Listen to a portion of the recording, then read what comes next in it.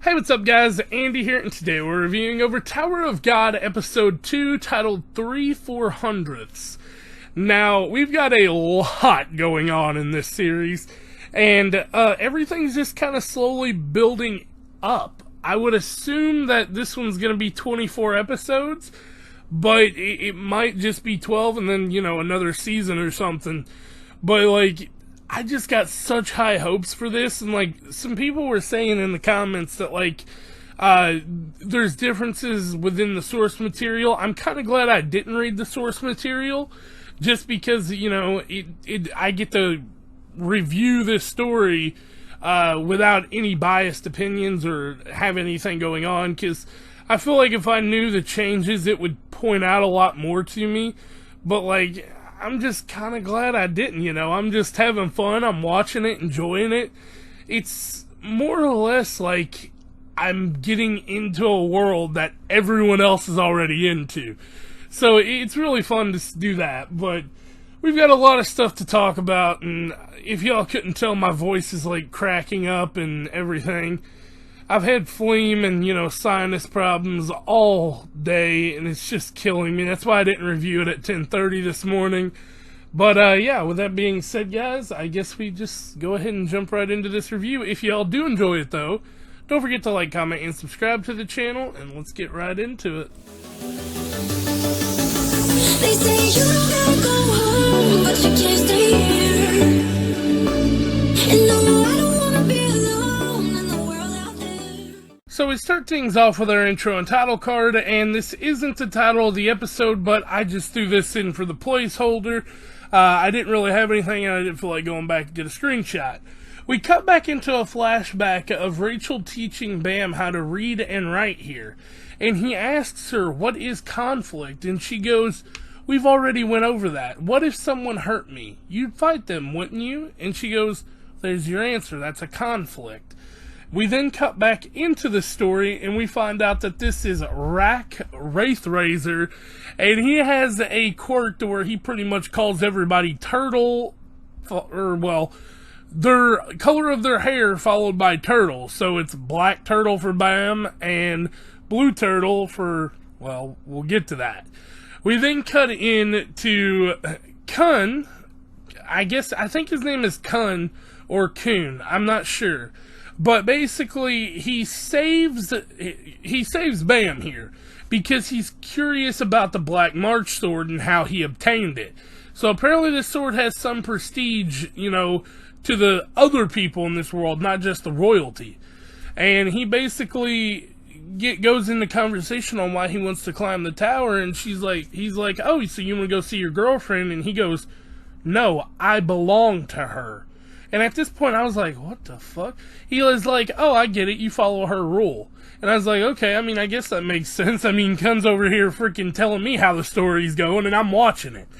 So, basically, they cement their alliance with a handshake here, and he goes, I just want to, make allies with as many people as possible in this place. So, cool stuff. But, that's when Rack shows up and about kills him. They get very, very lucky here because the round ends. And basically, they have 5 minutes to find 2 allies to team up with. Well, Bam and Khun are already teamed up, so they try to get Rack, and he's like, no, I just want to fight this kid. I just want to fight you. And basically, they have 2 minutes left, and Rack still wants to fight him. And Bam throws his weapon down, and, Rack starts saying, pick it up and fight me, And Bam is just playing it smart. He's trying to waste the time, that way they can grab each other at the end. Now, we cut into the only other team we really get highlighted in this episode, and this is Anik, the girl, Hats, the boy swordsman, and Shibasu, the boy. Now, there's 2 swordsmen and a martial artist in this group.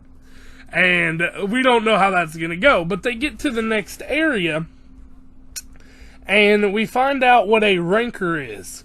This is their test administrator, Lero, and he has already climbed the tower. That makes him a ranker. And basically he tells them, more of you passed than expected, so it's time to thin the crop. And he goes, if any of you teams, a full team has to make it through where they all fail, without succumbing to Shinsu's strength here, passes this.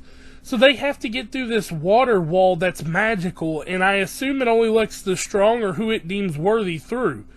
But it didn't even push Bam back. Everyone else got pushed through.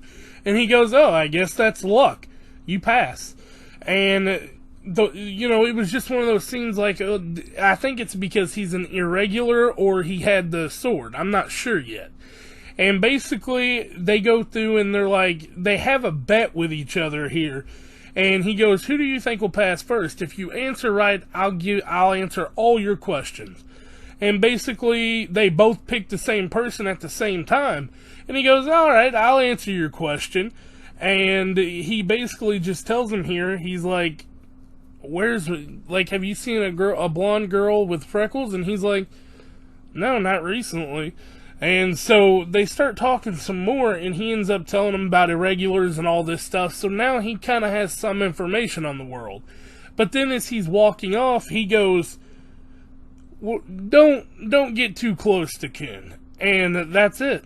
And he just walks off, and then the third test goes to begin. Now, this guy says Khun's full name and then smiles wildly, like he's like intrigued that he's here. And then we get test 3, the red door. So I don't know where this series is gonna go, guys. I'm super pumped. I'm super excited. I'm actually thoroughly enjoying every second of this. So what can you do? I mean, I'm having fun. You're having fun. Let's just keep it going. And tell me what y'all thought about the video in the comments down below. Don't forget to like, comment, and subscribe, and I'll catch y'all next time. Peace out. This is our identity.